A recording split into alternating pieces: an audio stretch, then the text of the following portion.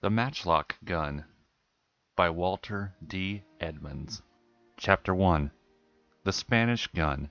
Edward watched intently as his father struggled into the blue uniform coat that he had had made when he was elected captain of the Gelderland militia. It was a fine thing, he thought, to have Captain Tunis van Alstyne for one's father. But he did wish that someday, just once even, his father would take the Spanish gun to the muster. It hung over the fireplace, its bell mouth pointing towards the front of the house, its brass-heeled stock towards the shed door.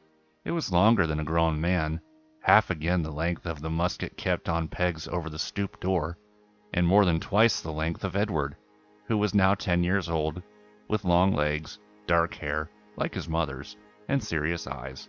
Tunis van Alstyne often said that he had seen culverins that did not look so big as this matchlock gun. He used to tease Gertrude, his wife, about it, asking whether she had brought the gun with her to kill Indians. They were a young couple to have a 10-year-old son. They were handsome and high-spirited. He, lusty and thick-set, a true Dutchman.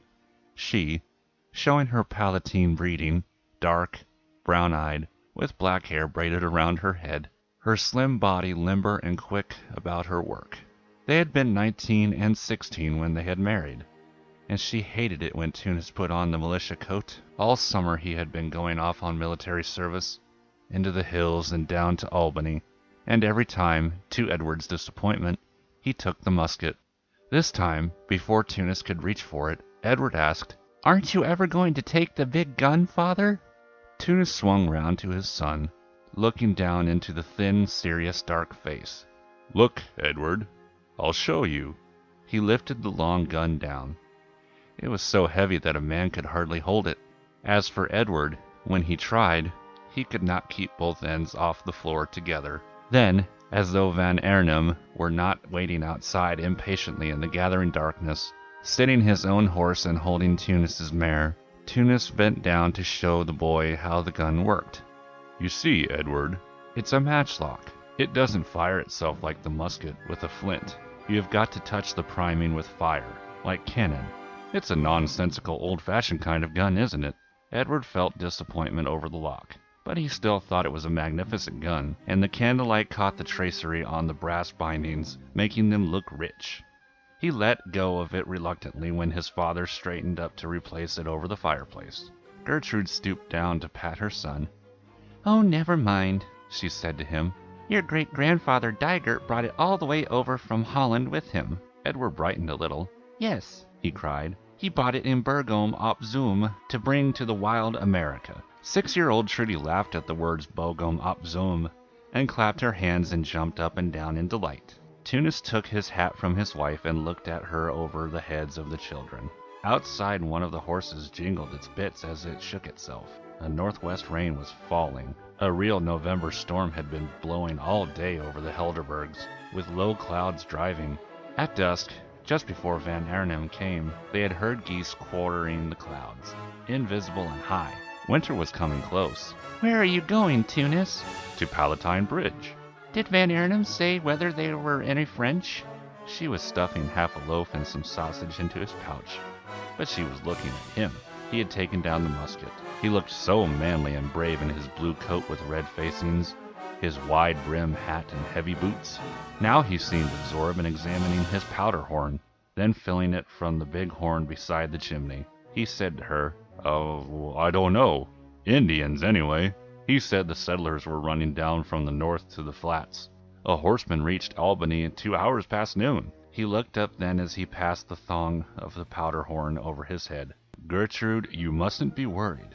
There's no real chance the Indians will carry so far as this. And anyway, we still have the militia at the bridge." "I'm not worried." "Good girl. Now, if you get lonely, go over to the brick house. It's like a fort, and Mother has guns for the Negroes." "I won't go over there." She saw the look cross his face. "Unless there are Indians." He knew how she felt about the widow Van Alstyne. The older woman made no bones about telling him what she thought of Gertrude either. "A black-haired Palatine wench with no Van to her name." "Give me a kiss, Gertrude." He put one arm around his wife and kissed her mouth. She had both arms round his neck. The children watched them with interest. It was not usual for their parents to behave so. The Van Arnhem's voice battered through the wall. "Tunis! It's wet as the ocean out here! Come on!" "Coming!" shouted Tunis in his great voice. He could roar like a bull when he wanted. "Now remember, Gertrude, I'll send a man if the Indians go by us, but they'll never get so far." He had opened the door now. The wind swept past his stout legs to set the candles swaying. Outside, the noise of rain and the wind-whipped trees was a living sound. The two horses looked all shining, like metal beasts, and Van Arnhem, sitting one stoutly, dripped all around his hat brim. "We're late already now," he said, "but I don't blame you. Here, get up." The children saw his eyes and teeth white under his hat. "It's been a long time since the French were in the valley, but they won't come this far, and if they do, we'll blast the breeches off of them." Tunis had mounted and swung the mare away from the stoop. The two splashed off through the rain. The darkness seemed to come down like the black cover of a closing book to hide them. Gertrude stood for a moment staring after them. Then she leaned against the door to close it, and the wind swept her skirt back from her legs. Trudy had commented to her mother that Indians don't wear breeches. "No," said Gertrude absently. "That's just a way of walking." "I think they must feel cold in winter," Edward said scornfully. "You talk too much, Trudy." He kept watching his mother.